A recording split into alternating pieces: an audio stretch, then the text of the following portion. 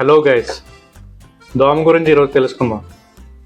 దోమ వల్ల జరిగే నష్టాలు, దోమ వల్ల జరిగే లాభాలు అంటూ ఏమైనా ఉన్నాయా? దోమ వల్ల మనకు వచ్చే వ్యాధులు గురించి తెలుసుకుందాం. ఇంకా దోమ జీవిత శైలి గురించి కూడా తెలుసుకుందాం. మొత్తం ప్రపంచవ్యాప్తంగా 3500 పైగా దోమ జాతులు ఉన్నాయి. అందులో ముఖ్యమైనవి మూడే దోమలు. ఒకటి అనోఫిలిస్ మస్కిటో, మలేరియా వ్యాధిని వ్యాపించేస్తుంది ఈ దోమ. 2 ఎడెస్ మస్కిటో, ఇది డెంగ్యూ, చికెన్ గున్యా, జికా వైరస్ లాంటి వ్యాధులను వ్యాపించేస్తాయి. 3 కులెక్స్ మస్కిటో, ఫైలారిసిస్ మరియు జలదోషం, వెస్ట్ నైల్ వైరస్ లాంటి వ్యాధులను వ్యాపించేస్తాయి. దోమ అసలు రక్తం ఎందుకు తాగుతుంది? దోమ రక్తం తాగడం వల్ల దానికి ప్రోటీన్, ఐరన్ అందడం వల్ల గుట్లు పెట్టుకోగలుగుతుంది.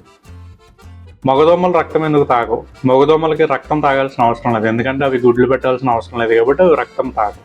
దోమ అసలు ఎన్ని రోజులు బతుకుతుంది అని మనం ఒక అంచనాకు వస్తే, దోమ 3 నుంచి 4 వారాలు బతుకుతుంది. అంటే దాని జీవనశైలి 30 రోజులే. ఒక్కొక్క ఆడదోమ దాదాపు 100 నుంచి 200 గుడ్లు ఒక్కసారి పెడుతుంది. ఈ గుడ్లు 24 గంటల నుంచి 48 గంటల్లో లార్వాగా మారుతాయి.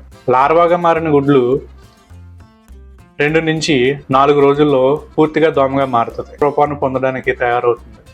అంటే గుడ్ల నుంచి లార్వా నుంచి దోమగా మారడానికి సుమారు 1 నుంచి 4 రోజులు పడుతుంది. 4 రోజుల తర్వాత పూర్తయిన దోమ, మొత్తానికి దోమ జీవన శైలి, లైఫ్ సైకిల్ ఆఫ్ దోమ 2 నుంచి 4 వారాలు మాత్రం. ఇలాంటి దోమల నుంచి మనల్ని మనం కాపాడుకోవడానికి, ఇలాంటి జబ్బుల నుంచి మనల్ని మనం రక్షించుకోవడానికి తీసుకోవాల్సిన చర్యలు: ఇంటి దగ్గర నీరు నిల్వ లేకుండా చూడాలి. దోమల నివారణకు స్ప్రేలు, కాయిల్స్ ఉపయోగించాలి. పొడిగా ఉండే ప్రదేశాలు ఉండేలా చూసుకోవాలి.